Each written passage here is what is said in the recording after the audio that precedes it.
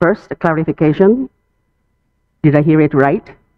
That there is no one present from the Office of the President right now in today's, Office of the Vice President right now in these proceedings. Affirmative, Mr. Speaker. Second question. This is the third time.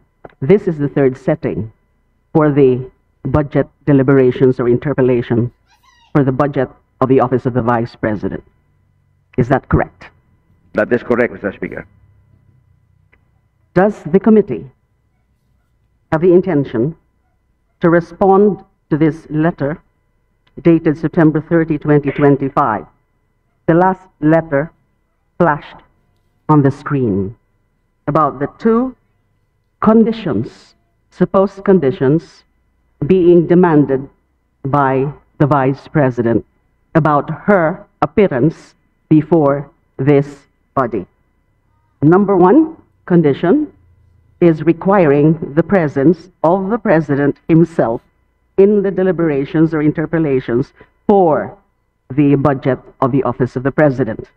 And number two, requiring the lifting of the Immigration Lookout Bulletin for 7 officials of the Office of the Vice President from the list of the Department of Justice.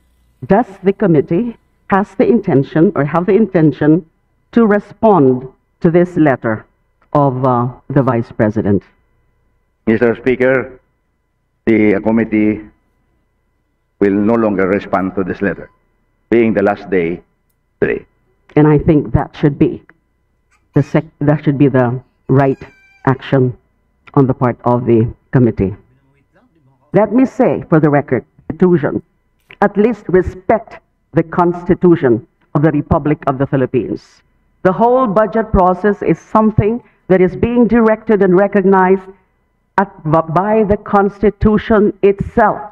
So disrespecting the budgetary process of this body is a clear case of disrespect of our Constitution. Who is she to continuously disrespect or show disrespect to this body as an institution and to the Constitution? If she can afford to be showing herself up to the Senate, including being there and applauding the former Senate President in his privileged speech, which is definitely not part of her mandate as the Vice President, why can't she not spare a few moments of her time attending to her official function as Vice President to defend the budget of her office? Enough is enough. Enough of her brattiness. So, I rise today to manifest my extreme displeasure about the behavior of our Vice President. And in due time, I will move for the decrease in the budget of the Office of the Vice President. I actually intended initially to move for zero budget for the Office of the President, or for the disapproval of the budget for the Office of the President, of the Office of the Vice President, in light of those very questionable actuations on the part of the Vice President. But after some mulling, after some reflections, and out of courtesy also and consideration to the personnel and staff of the Office of the Vice President, I'm just now thinking of moving for the decrease, let's say, for the retention of the MOOE and personal services budget, and get rid of the operational budget for the Office of the Vice President. Again, I will move at the proper time during the period of amendment for that. And I hope that my colleagues will join me in that motion or in that amendment. Thank you. Majority Leader. Mr. Speaker, next to interpellate the sponsor, I move to recognize Representative Antonio L. Tino of ACT Teachers Party List. So move, Mr. Speaker. The representative from ACT Teachers Party List is now recognized.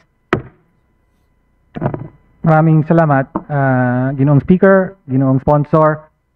Hindi rin po ako tumindig ngayon upang mag-interpellate dahil wala pong silbi ang pag-interpellate sa sponsor. Sumasaludo pa tayo sa kagalang-galang na sponsor, si Congressman Alvarez, sa kahandaan niyang ipagtanggol ang proposed budget ng Office of the Vice President kahit yung mismong Vice Presidente ay malinaw na walang interes na ipagtanggol ang hinihingi nito sa taong bayan. No? At ito po ang mahalagang punto. Lubos po tayong nadidismaya, katulad ng kasama nating si Congresswoman Laila De Lima, sa hindi pagharap sa Kongreso ng Vice Presidente. At hindi lang po lubos na nadidismaya, kinukundi na po natin ito.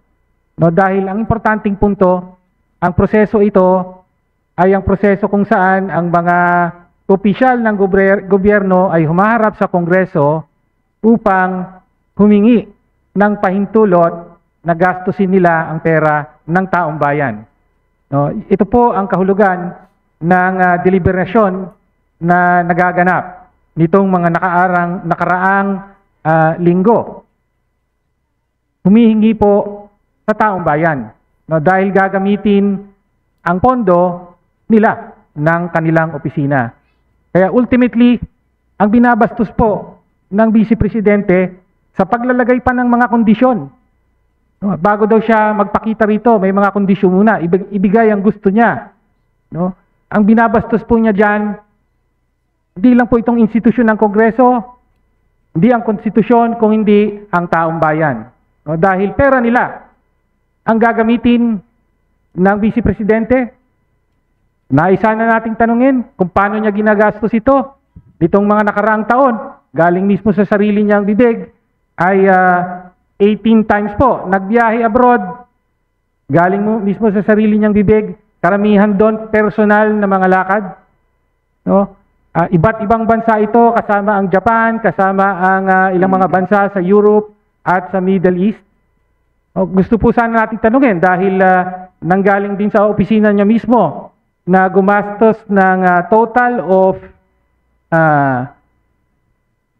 utilization for international travel ay 7.473 million pesos at total for domestic travel 13.207 million pesos for a total of 20.8 million pesos sa mga travel ng Vice Presidente. Dinidiin po niya ron na kahit na personal ang lakad niya at kapag personal ang lakad niya, yung pamasahe daw niya at personal na gastos, hindi daw galing sa pera ng taong bayan. Pero inamin din niya na dahil siya ay Vice Presidente, ay kailangan pong bayaran ng taong bayan ang pasahe at iba pang gastusin ng kanyang staff. No, whether yung kanyang security or yung staff ng Office of the Vice President. At higit sa lahat, Mr. Speaker, at ginoong sponsor, siya lang po ang makakasagot nito. Hindi po kayo, kaya hindi na nga po tayo nag-interpellate. Ang nais po nating hingin ay ang paliwanag mismo ng Vice Presidente na kahit pa personal ang kanyang lakad, tuloy-tuloy po siyang sumusweldo mula sa pondo ng taong bayan. Second highest paid official of the national government ang Vice Presidente. Salary grade 32, umaabot po yan sa almost 400,000 a month, 398,686 a month. Yan po ang sweldo ng Vice Presidente, buwan-buwan. Ngunit sa kanya mismo nang galing, madalas ay lumalabas siya on personal trips. Ang ordinaryong kawani po ng gobyerno ay, of course, hindi pwede gawin yon. Pag ginawa yon, sa minimum, bawas sa sweldo, sa maximum, pwede pang matanggal. Of course, Vice Presidente siya, hindi mangyayari yan. All the more, ang kanyang obligasyon at responsibilidad na kumilos nang isinasaalang-alang ang interes ng taong bayan.